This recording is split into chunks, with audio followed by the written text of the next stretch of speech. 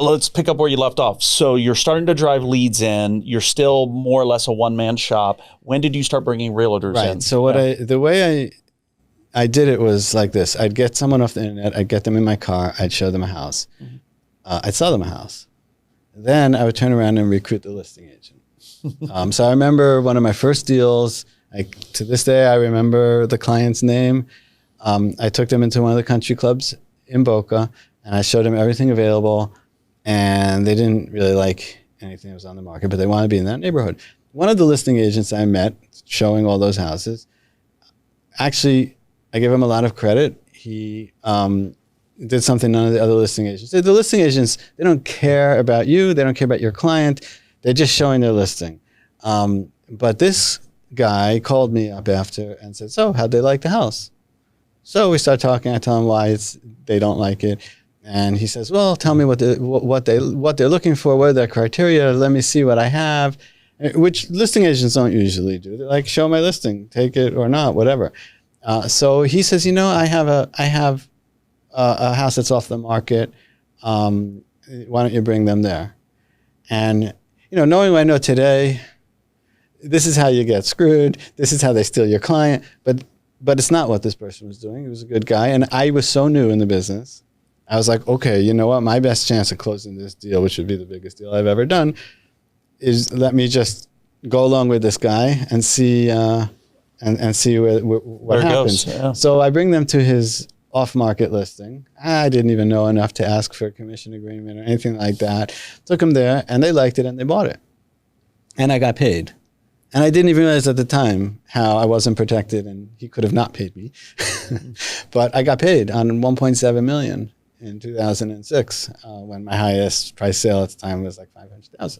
It's a nice commission. I was like, okay. I'm like, I can do this again. So a few months go by, and I have another client for the same neighborhood. So I call up the same listing agent.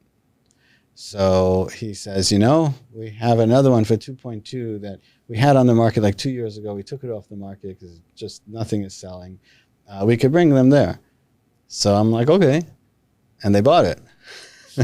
Pretty nice. So long story short, I hired that listing agent. Okay. That's great. Good because start. All I had to say was, actually, it was a husband-wife team. They said to me, like, who are you? Where did you come from? And where do you have all these buyers? And I just said, I don't know these people. These are strangers off the internet. And I have many more where they came from. I can't call them all back fast enough. If you come work for me, I'll give them to you. Pretty easy sell at that point. Yeah. The hardest thing for realtors is getting the leads, right? Oh, yeah. I mean, it's, there's other things that aren't easy, the negotiations and all the stuff that goes on behind the scenes, but the hardest thing is getting those leads, right? I mean, especially in today's world. And today, right. especially today. Look, everyone knows real estate pays well. Whether it's $1 million deal or a $10 million deal or even $500,000 deal, it's worth your time. The problem is we just need more deals. That's what, if you ask any realtor, that's what it is all about, is about getting more deals. It's not about the actual deals, the commission rate, the drama. There's drama on every deal. The work, there's work. You always have to work.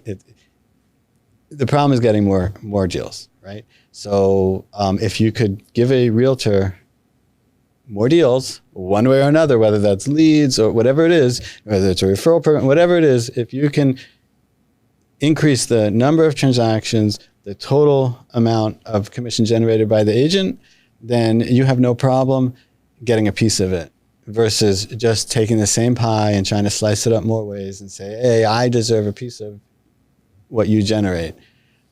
That's a tough sell. And the brokers that don't add value have to compete on price. And when you meaning higher commission splits, when you compete on price, it's always a race to the bottom. But if you could add value, in the presence of value, price is not an issue. No. So give us a sense for, now your brokerage is taking off. Give us a sense for how quickly you went from 0 agents to one, well, I guess it was a couple. Right. So 2 agents to where you ended up. I remember my first few agents, there was that one. Actually, I think there was one agent before that was a client who I showed houses to, and then moved down here and wanted to be a realtor, and so brought him in. And so the first few were slow. I remember in 2007, so it really wasn't, maybe a year and a half in, then I remember I was maybe 15 agents. And 2007 was when the economy tanked. Right. So then we got into 08, 09. Yeah. Things were slow. Right. So the real estate business wasn't even viable anymore. Everyone had given up. You couldn't make money selling real estate. The only problem was I was so busy that I didn't get that memo. So I didn't stop trying. With all the buyer's leads, because prices were tanking, but people were still buying property. Right, I know, but my point is, people were being foreclosed. A lot of it is all starts in your head. If you think, people convince you that the sky is falling and real estate is crashing and that we don't have a business anymore, you're probably not going to do any more business. So that's why it's important to really be in control of your beliefs. Were you still doing a good amount of deals, or were you just busy working on the business? No, I was doubling the business every year throughout through that chaos. Yeah. Wow. That's interesting. So my mom, this was in New Jersey when I was growing up, because that was around the time she was in real estate up there as well. She had a similar experience. She didn't get the memo. Right. Yeah. She was and her model was very different from yours. Her model was very old school, door knock, but she was religious, disciplined, and had a system. And she just continued to crush it straight through all that. In fact, she did better during that time. And I bet you might have felt that way too. Right. So there's another thing to think about here. The real estate market, whether we're in a buyer's market, seller's market, crashing market, prices are up, prices are down, none of that really matters to us as brokers. I agree. All that matters to us is that properties are changing hands. It doesn't matter at what price. I understand that if a property trades at $1 million versus $2 million, the commission is half as much. I get that. But it doesn't matter for, two reasons. First of all, you can make it up in volume. Secondly, I don't even believe you're going to make half as much, because maybe the property is worth half as much, but people's budget, if someone's going to spend $1 million, they're going to spend $1 million. So now they're just going to get twice as much house, but they're still going to spend $1 million. So you're still going to make your $30,000. That second point is critical. Right? Yeah. People can afford what they can afford. Right. And as long as people are buying and people are selling, then there's a place for us. Provided that you run your business in a way that, a big mistake I see is listing agents who are big time, famous, superstars in their neighborhood, listing agents, but they won't work with buyers. I will say that they don't work with buyers because that's more work, and because there's no guaranteed paycheck unless you make a sale. Whereas a listing, you have it locked up, it's money in the bank, blah, blah, blah. They're spoiled. They don't want to work with buyers because they have 15 listings on the books. I think that's a big mistake. First of all, if you're just a listing agent, then when it becomes a buyer's market, you're stuck. If you're just a buyer's agent, then when it becomes a seller's market, then the buyers don't need you anymore. So you never want to be strictly one or the other. You always want to do both sides. Think about it this way: why does someone list a house with you? Ultimately, you're to sell it, and the only way it sells is with a buyer. So really, when they list with you, they're hiring you to find a buyer. So you got to have buyers. Why would they list with you? If you went a listing appointment and said, Mr. Seller, I refuse to work with buyers. I'm going to take your listing. I'm going to put it on the MLS. If the phone rings with someone who wants to see it, I'm not going to take the call. They're not going to list with you. They'd be crazy to list with you. And the same is true with buyers. Buyers don't usually shop for a realtor. They shop for a house. The realtor is just how they see the house. So if you don't have any inventory, if you don't have any listings, unless it's 2006 and you could take the whole MLS and put it on the internet and make it look like it's your listings, then why are buyers calling you? But if you have listings, you'll get buyers. And then if you have buyers, you'll get listings, and feeds on each other. You got to work, I believe you got to work both sides of the equation. And I know, Larry, in your business, you really solicit listings, but you also work with buyers, and you have a team built around you that does show properties, right? Totally. And I you subscribe to the same theory, right? I personally work buyers as well, still to this day. But yeah, more listings help you bring in more buyers, Correct. right? So like it's kind of this, like, to your point, it's kind of the circular thing. Or to your point, when we're calling on neighborhoods, we circle prospect, we cold call neighborhoods. When we can call and say, hey, we actually have somebody who's interested in the home. Right, correct. Like to your point, Yeah. it's just, there you go. So yeah, so all of that, it's the synergies between all that. You got to do it all. Correct. You got to do it. And it all feeds on itself. It's an engine. So, Yep. and once you get larger and you have a lot of agents, then as a company, you're fine if you have listing agents and buyer's agents. But as the mentor whose job it is to make those agents successful, I'm not going to tell them, oh, you just do listings and you just do buyers, because it's not good for the agent. True. Agreed. True. Agreed. But anyway, in 08, 09, the prices didn't matter. Things were selling. There was a lot of bank owned. We ended up having a number of agents who did just bank owned properties. Properties were still changing hands, so there was no reason that we couldn't be. Still money to be made. Yeah, sure. Good. I also recently did this math with a coach that I'm working with, and we were just looking at, how many homes transact in Boca or transacted last year in Boca, and how many I did.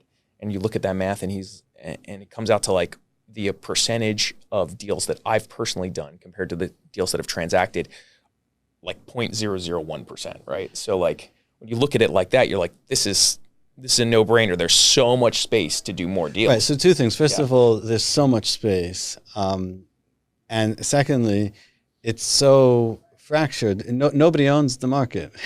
It's not, you have like 0.1%. There's no one who owns 10%. In fact, even as a brokerage, it's changing now over the years. There's been a lot of consolidation. That's a whole nother topic to talk about with consolidation and acquisitions, all of that. But even so, with the big companies buying up all the little ones, still nobody owns the market. It's still very spread out. Yeah. Agreed. So, how many agents did you get up to? Let's kind of fast forward this a little bit, so we know your business model.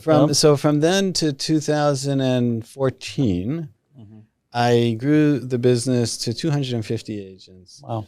Doing about 4,000 transactions a year. Wow.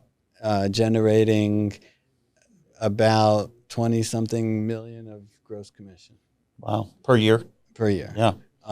Just commissions, yeah. And if you did gross commission. So the way, as a broker, the way you make your money is you have gross commission, then you have the commission you pay out to the agents, and the difference is your gross revenue. Then you pay your overhead, and then what's left. And it's a tough business. Just taking, because here's the thing: a lot of realtors are not business-minded people, which is kind of crazy. But a lot of them are not, and they don't understand the difference between top-line revenue and bottom line.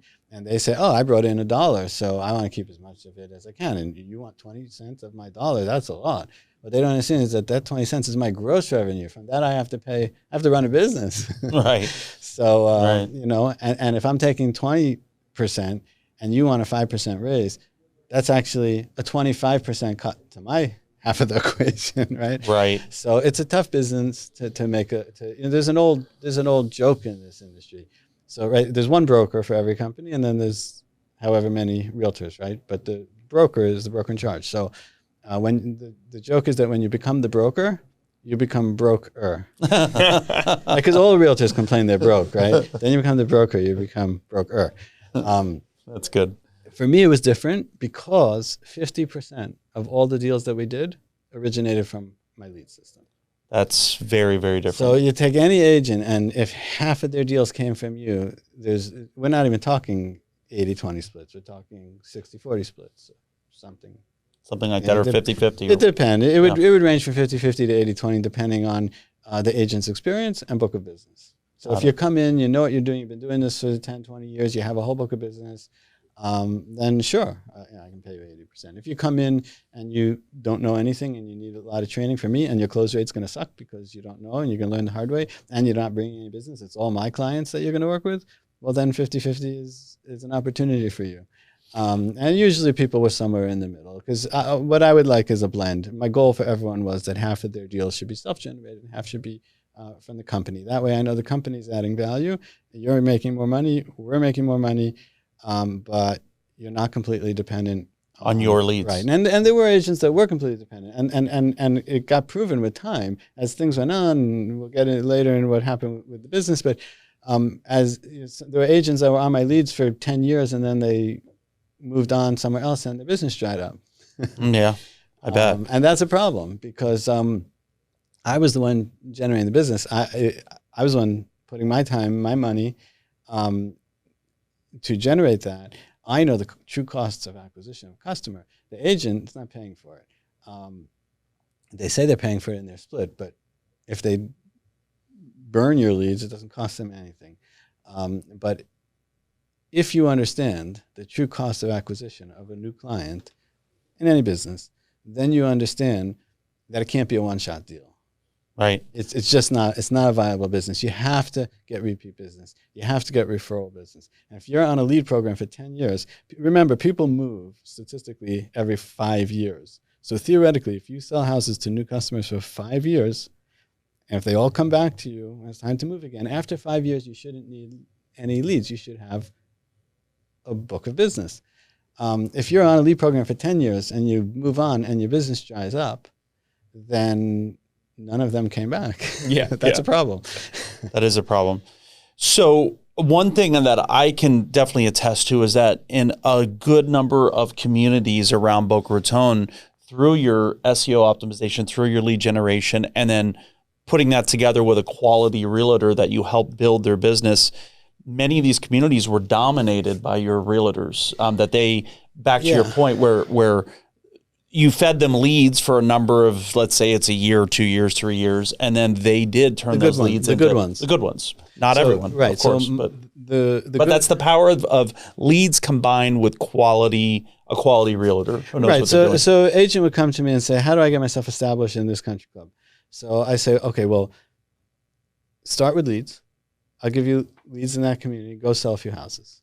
After you sell a few houses, you have some reason why someone should list with you. You could go on a listing appointment and not look like a complete idiot. You can't just, and people do this. They come into a neighborhood. Maybe they have some business experience from before. They have some money to fund it, so they do postcards and they blanket the community and they get an appointment and they go in. So, how many houses have you sold in this neighborhood? None. Okay, how many houses have you sold and where have you sold them in total? None. Okay, so why are they going to list with you? They're not. So I say, take the leads. It costs you nothing. You're a new agent. Take the leads.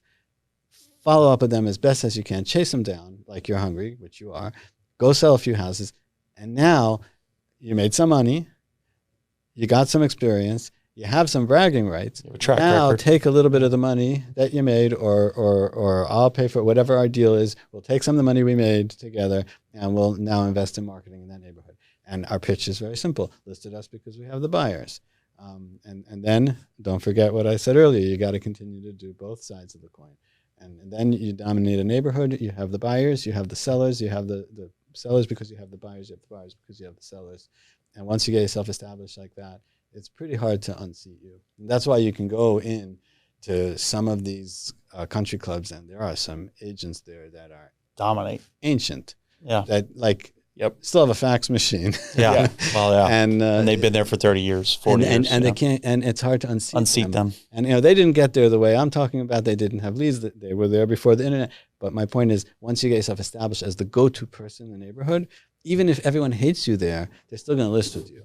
Because if think about it. We can name names, but we won't. Yeah, well, there's a few of those around here. When you list your house, you're on the way out, right? Right. So what, you're going to stand on ceremony? You're going to teach this guy a lesson? You don't like him? You're going to give it to the underdog? No, you're out. You want to give it to the guy who's going to sell the same guy you hate, but who's going to get it done. And you like your money more than you like proving a point. Of course. Of course.